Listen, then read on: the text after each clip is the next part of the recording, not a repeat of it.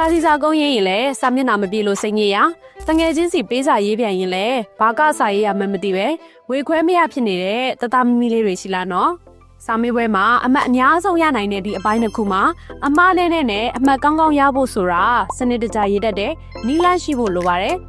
ဒါကြောင့်လည်းလိမ္မာကနေ essay and letter အထူးတင်တန်းလေးကိုနွေရာသီမှာဖွင့်လှစ်ပေးလိုက်ပါပြီဒီတစ်ခေါက်အတန်းလေးမှာတော့ essay ရေးတဲ့အခါခေါင်းစဉ်နဲ့လိုက်ဖက်တဲ့အချက်လက်တွေကိုဘယ်လိုတွေးမလဲရတာမြောက်အောင်ဘယ်လိုစီကုံးမလဲ